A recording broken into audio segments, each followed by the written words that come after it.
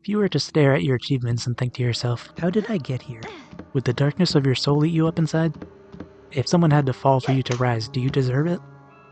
The people you've stepped on, the destruction you left in your wake.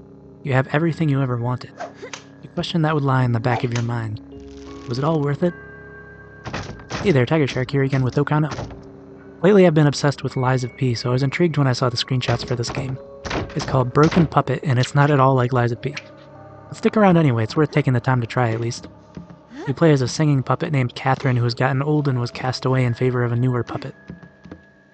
You swear revenge and begin to climb out of the bowels of the theater where you were tossed and work your way up to take your rightful place on the stage.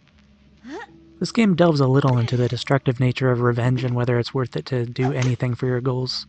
I do feel like it could have taken these themes so much farther, they're only vaguely talked about at the end. It kind of feels like there are plot threads, no pun intended, that were left a bit unresolved or unexplored. This is yet another intriguing world that has been set up, and I want to know more. Why are there sentient puppets? Why not fix or maintain Catherine instead of throwing her away? Who are all the other puppets that are either attacking you or being destroyed?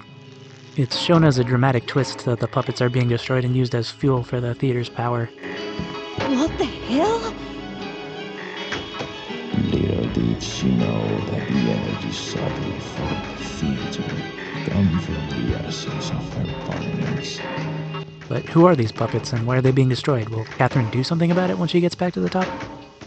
This is just kind of thrown in there and never resolved, which leaves so many more questions. Anyway, let's talk about the gameplay. The primary game mechanic is the large needle and thread you carry around on your back. You can throw a needle into an object, throw another needle into a wall with a thread between them, and then tighten the tension to pull the object toward the wall. You use this ability for puzzle solving and combat. I did feel like there could have been some more creative applications for puzzle solving, but it was still fun. An ability to use it as a grappling hook would have been super cool. At least one of the puzzles I think I kind of cheesed my way through instead of solving the intended way, but I'm not super sure about that. And I did wish there was more combat. Honestly, I could see so many ways combat could be kept fresh and interesting using this thread mechanic. Either using enemies against each other or using the environment in various ways to defeat them. There were only 2 enemy encounters other than the boss fight, and I never actually figured out how to beat the seamstress enemies since they kept cutting my threads, which actually was a pretty cool ability, albeit annoying. I ended up just running past them. Speaking of the boss fight, it took me a little longer than I'd like to admit to figure out how to actually beat him. And the first time I did, the game crashed before I could see the ending cutscene, so I had to do it over. I enjoyed that the new singer puppet talked back to the narrator before the boss fight. I thought that was pretty funny. Get out of my sight! You have nothing to do on the stage! Catherine listened that lengthy monologue with bored. Quiet! Don't you see I'm talking here? So rude. On that topic, the voice acting was pretty good.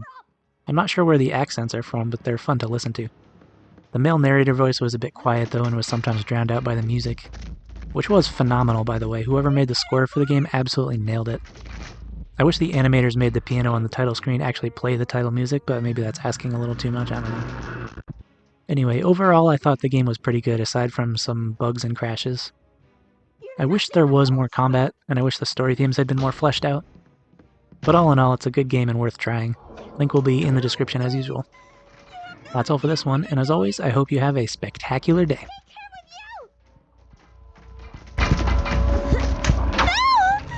What have you done? You're completely insane!